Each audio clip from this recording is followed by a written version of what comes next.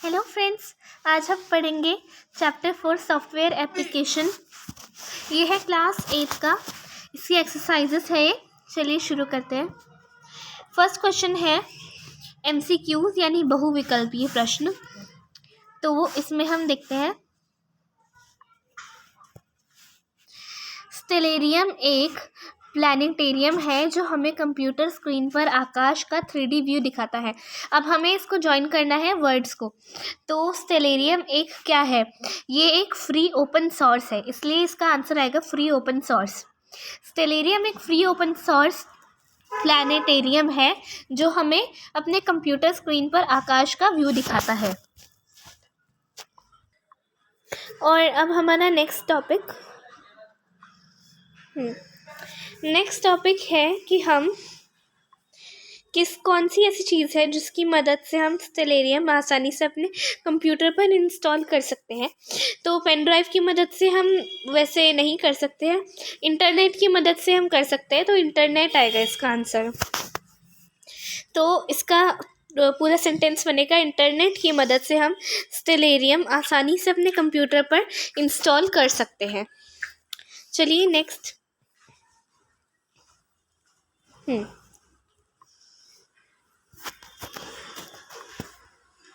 Stellarium भांति भांति की में प्रयोग किया जा सकता है।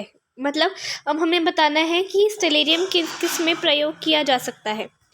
तो भांति भांति की लैंग्वेजेस आएगा इसमें, क्योंकि जो स्टेलेरियम में भांति भांति की लैंग्वेजेस होती है, अलग अलग लैंग्वेजेस।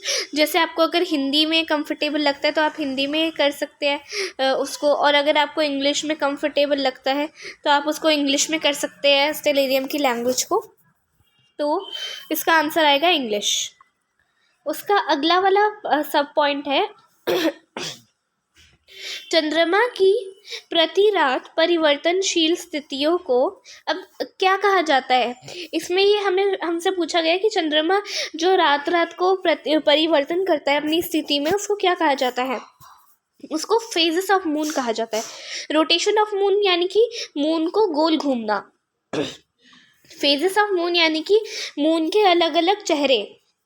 लेयर्स ऑफ मून का मतलब होता है कि जो चांद है उसकी जो परतें हैं उनको लेयर्स ऑफ मून कहा जाता है। अब जैसे देखिए, इसमें फेजेस ऑफ मून के लिए एक एग्जांपल बताती हूँ। जैसे ये मून है और ये इसका, जैसे ये है मून, और अब इसका ये आज इस तरीके से निकला, फिर अब ये कल कैसे निकलेगा, इसका हाफ थोड़ा सा, फिर इतना हाफ निकलेगा और फिर हल्का सा निकलेगा। ऐसा होता है ना कि जैसे मून होता है उसका थोड़ा हाफ निकलता है पहले, उसके बाद उसका बहुत ज़्यादा हाफ निकलता है, फिर कभी कभी तो बहुत ज़्यादा पतला दिखता है। तो फिर ये वही हमसे पूछा गया है कि इसको क्या कहते हैं। तो चलिए अब नेक्स्ट क्वेश्चन है रिक्त स्थान भरो। रिक्त स्थान भरो यानी कि fill in the blanks. Okay, चलिए शुरू करते हैं fill in the blanks. Stellarium की मदद से हम तारे और ग्रह ढूंढ सकते हैं। हम क्या ढूंढ सकते हैं स्टेलेरियम की मदद से? एक तो हम तारे ढूंढ सकते हैं, दूसरा हम ग्रह ढूंढ सकते हैं। फिर है स्टेलेरियम एक ओपन सोर्स सॉफ्टवेयर है। अभी हमने ऊपर ये पढ़ा था ना, देखते हैं फर्स्ट MCQ में फ्री ओपन सोर्स, ये यहाँ पर लिखा है फ्री ओपन सोर्स। अब ये एक सॉफ्टवेयर होगा ना, हार्डवेयर तो होगा नहीं, क्योंकि हार्डवेयर को हम टच करके महसूस करते हैं, सॉफ्टवेयर तो हमारे फ़ोन में ही होता है, इसलिए ये एक सॉफ्टवेयर ही है। जो स्टेलेरियम है वो एक ओपन सोर्स फ्री सॉफ्टवेयर है, फ्री ओपन सोर्स सॉफ्टवेयर है, इसलिए इसका आंसर आ जाएगा सॉफ्टवेयर। ऑब्जेक्ट विंडो की मदद से हम स्टेलेरियम में कैलेस्टियल ऑब्जेक्ट्स को ढूंढ सकते हैं। अब इसमें हमें एक विंडो का नाम बताना है जिसकी मदद से हम स्टेलेरियम में कैलेस्टियल बॉडीज को ढूंढ सकते हैं। तो वो विंडो है ऑब्जेक्ट विंडो। अगला है फोर्थ, स्टेलेरियम के 2 व्यूज़ होते हैं। अब देखिए, इसमें हमें बताना है कि स्टेलेरियम की कौन कौन से व्यूज़ होते हैं। पहला होता है डे व्यू जिसमें आपको दिन का समय दिखता है, और दूसरा होता है नाइट व्यू जिसमें आपको रात का समय दिखता है। और उसका अगला है, ये है टिक और क्रॉस। इसमें हमें सही गलत बताना है। पहला है, स्टेलेरियम को हम स्मार्टफोन की मदद से इस्तेमाल नहीं कर सकते हैं। ये गलत है क्योंकि हम स्टेलेरियम को स्मार्टफोन की मदद से यूज़ कर सकते हैं। स्टेलेरियम को उपयोग करने के लिए हमें इंटरनेट की हमेशा ज़रूरत होती है। गलत, क्योंकि हम बिना इंटरनेट के भी स्टेलेरियम को यूज़ कर सकते हैं। तारामंडल और तारा समूह एक ही होते हैं। नहीं, तारामंडल अलग होते हैं और तारा समूह अलग होते हैं, तो इसका भी क्रॉस आ जाएगा। स्टेलेरियम की मदद से हम तारों और ग्रहों को देख सकते हैं। हाँ जी, हम तारों और ग्रहों को स्टेलेरियम की मदद से देख सकते हैं। चलिए आगे बढ़ते हैं। ये है लघु उत्तरीय प्रश्न, यानी कि छोटे आंसर करने हैं इन प्रश्नों के। स्टेलेरियम क्या है?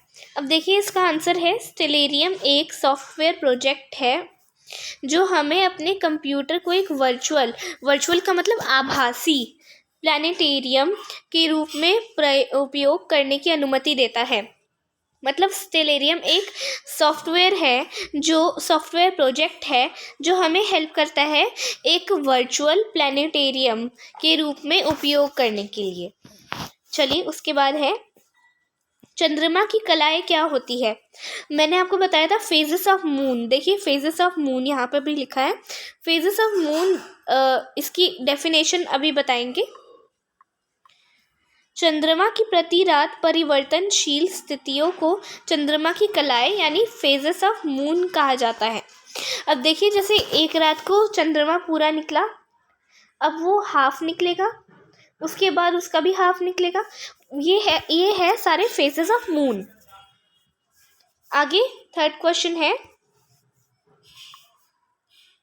कॉन्स्टेलेशन आर्ट क्या होती है? अच्छा, कॉन्स्टेलेशन आर्ट यानी कि नक्षत्र कला मतलब सितारों के ऊपर नक्षत्रों के कलात्मक प्रतिनिधित्व दर्शाता है। मतलब कॉन्स्टेलेशन आर्ट का मतलब होता है जैसे सितारे मिलके कोई चीज़ बनाते हैं, उसको कॉन्स्टेलेशन आर्ट कहा जाता है। अब हम आगे देखते हैं नेक्स्ट क्वेश्चन। अच्छा, ये है दीर्घ उत्तरीय प्रश्न, इसमें हमें बड़े उत्तर देने हैं। ओके, स्टेलेरियम में दिखाई देने वाली किन्हीं 6 आकाशीय पिंडों के बारे में संक्षिप्त में लिखे। अब हमें स्टेलेरियम में दिखाई देने वाले 6 आकाशीय पिंडों यानी कि 6 ऐसी चीज़ों के बारे में लिखना है जो हमें आकाश में दिखती है। ठीक है, तो चलिए आंसर देखते हैं। स्टेलेरियम में दिखाई देने वाले 6 आकाशीय पिंड निम्न हैं। अब देखिए, इसको मैं हाईलाइट करती हूँ।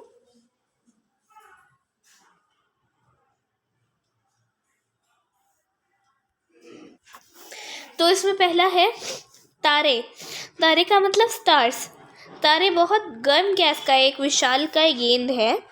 तारे बहुत ज़्यादा गर्म जो गैसेस होती है उनका एक बॉल टाइप स्ट्रक्चर है।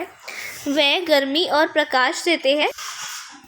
ये गर्मी और प्रकाश देते हैं क्योंकि उनके अंदर आणविक परमाणु प्रतिक्रिया यानी न्यूक्लियर रिएक्शंस होती है। तो जैसे जो भी स्टार्स होते हैं ना, उनके अंदर सारे स्टार्स के अंदर न्यूक्लियर रिएक्शंस होते रहते हैं, इसलिए वो बहुत गर्म होते हैं और वो प्रकाश देते हैं, लाइट देते हैं।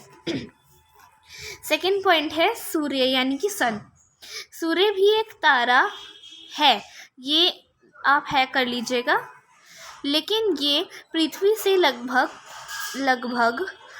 150 मिलियन किलोमीटर दूर है। जो सूर्य है यानी सन है वो भी एक तारा है, लेकिन वो पृथ्वी से लगभग 150 मिलियन किलोमीटर दूर है।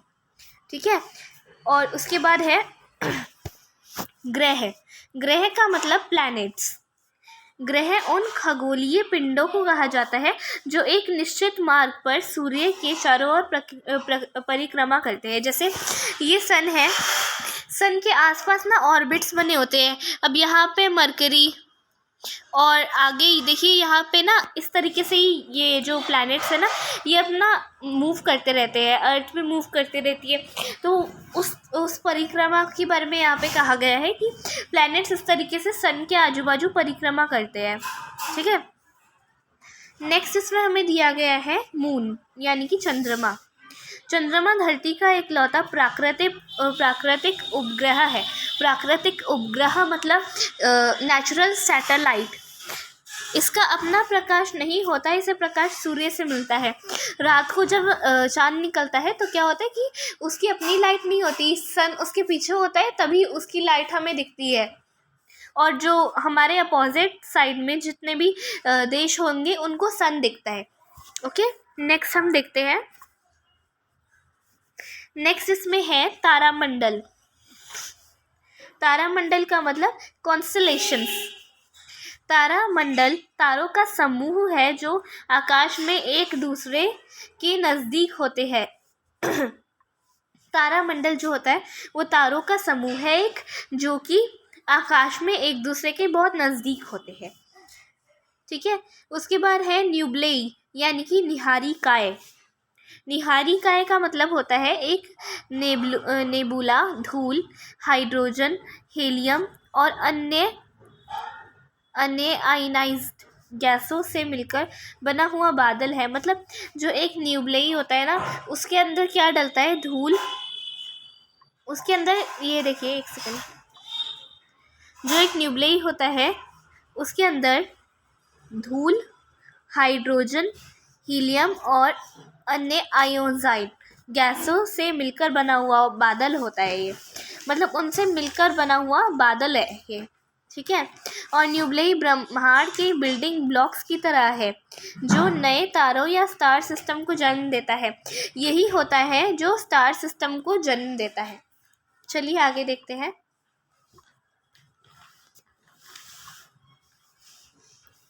हाँ जी, स्टेलेरियम की फाइंड ऑब्जेक्ट विंडो में कैसे काम किया जाता है, उदाहरण देकर समझाएं। अब देखिए, हम इसमें ढूंढेंगे कि स्टेलेरियम की मदद से हम चांद को कैसे आकाश में ढूंढ सकते हैं। इसमें हमें स्टेप्स वाइज बताया गया है। स्टेप 1 है, स्टेलेरियम की स्क्रीन पर लेफ्ट साइड पर स्थित टूल बार से फाइंड ऑब्जेक्ट विंडो ऑप्शन पर सिलेक्ट करें। अब देखिए, मैं आपको पिक्चर सहित दिखाती हूँ। ये देखिए, ये रही इसकी पिक्चर। तो फिर ना यहाँ पर ये रहा, ये है टूल बार, स्टेलेरियम का टूल बार।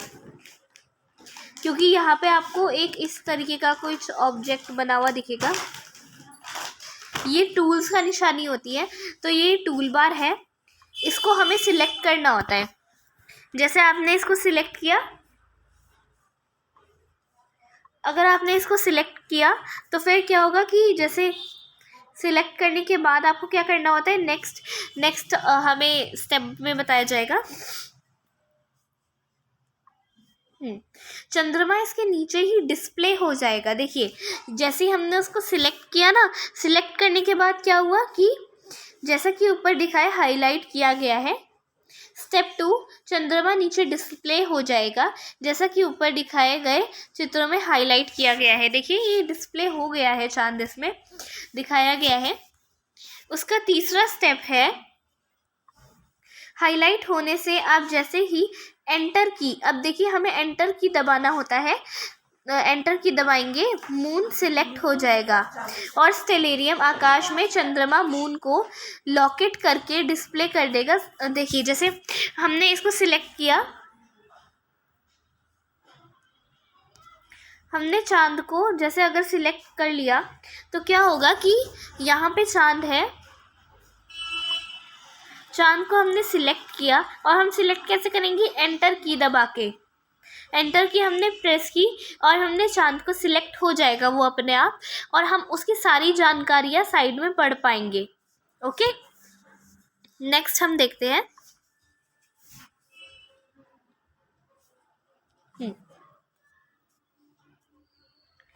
क्षुद्र ग्रह और धूमकेतु में अंतर स्पष्ट करें।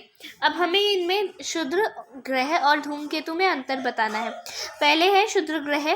क्षुद्र ग्रह मंगल और बृहस्पति के बीच सूर्य के चारों ओर घूमने वाले छोटे ग्रह होते हैं। अब देखिए क्या बताया है हमें, मंगल। अब ये जैसे मंगल है, उसके बाद ये बृहस्पति, इसके बीच में जो छोटे छोटे ग्रह घूमते हैं इनको क्या कहते हैं, क्षुद्र ग्रह। ठीक है। उसके बाद ये आमतौर पर छोटे ग्रह होते हैं। देखिए जैसे ये मार्स है यानी मंगल, और ये है बृहस्पति। तो इन दोनों के बीच में जो ये घूम रहे हैं छोटे छोटे ग्रह होते हैं आमतौर पे, ठीक है। उसके बाद इसमें ये क्या लिखा है, ये आमतौर पर आंतरिक यानी स्थलीय ग्रहों की तरह रॉकी चट्टानी बॉडीज होते हैं। ये चट्टानी तरीके से चट्टान जैसी बॉडीज़ होती हैं इनकी, और ये स्थलीय रहते हैं, स्थलीय ग्रह होते हैं, लेकिन ये बहुत छोटे होते हैं आकार में। उसके बाद हम देखते हैं धूमकेतु। धूमकेतु यानी कि कॉमेट।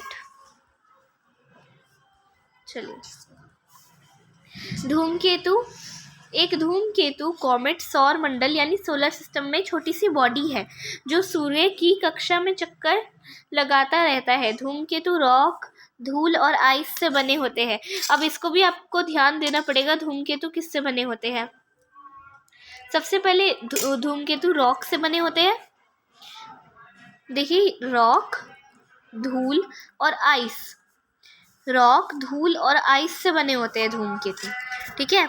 और इसमें आपको एक पिक्चर भी दिखाई गई है, देखिए ये है धूमकेतु और ये है क्षुद्र ग्रह। ओके गाइस, तो ये आपका चैप्टर यहाँ पे होता है कंप्लीट। अगर आपको वीडियो अच्छी लगे तो चैनल को सब्सक्राइब कीजिए, लाइक कीजिए। Thank you.